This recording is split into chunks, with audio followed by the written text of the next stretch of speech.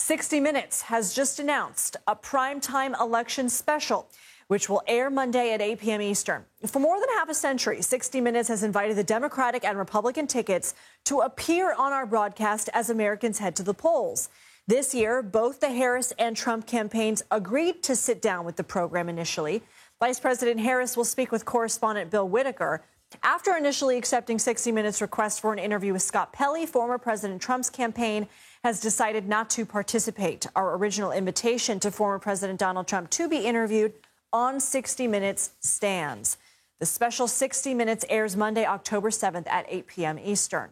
I want to go back to Caitlin Huey-Burns and Ed O'Keefe in the spin room. Caitlin, Trump's pulled out of the 60 Minutes interview. Why? Well, Lindsay, I think it's really interesting because over the past couple of months, the Trump campaign has been attacking Kamala Harris for not doing as many interviews like this, not doing as many press conferences and not sitting down with mainstream outlets. And this, I think, Ed, is significant then, that the former president has declined after initially accepting. I think that really cuts into that argument that the Trump campaign is trying to make. If Kamala Harris is going to sit down with 60 Minutes, as Lindsay mentioned, a half a century long tradition. And it's notable, too, I was thinking back to last cycle when Donald Trump did sit down with Lesley Stahl in 60 Minutes and walked out of the interview. That was a moment. So the idea of having agreed to the interview and pulling out, I think, raises some questions about why and what advantage that might give to Harris. Yeah, I mean, and this is the moment back in October 2020 when he walked out on Lesley Stahl at the White House. And again, we should reiterate, 60 Minutes has said the invitation to appear on the program still stands. The interview, if it's agreed to, would be conducted by Scott Pelley this time.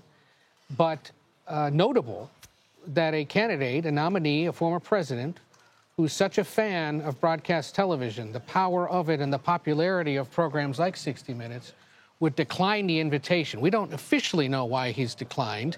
We'll have to wait and see if he weighs in on this later tonight or at some point on social media. But notable that he would not agree to that for whatever reason, at least at this moment.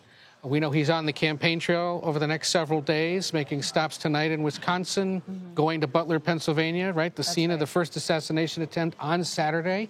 So there are opportunities to be out there with him should he agree to allow 60 Minutes to do it. And we should point out, Lindsay, our colleagues at 60 Minutes take these interviews incredibly seriously. They spend a lot of time preparing for them, preparing questions for them. We saw, for example, Mitt Romney and Barack Obama do this back in 2012. We had Joe Biden and Donald Trump do it just 4 years ago. Hillary Clinton and Donald Trump in 2016.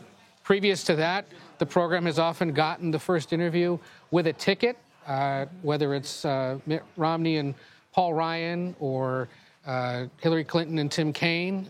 And why not? It's the largest, most popular news program in the country, one of the top 10 broadcast television programs.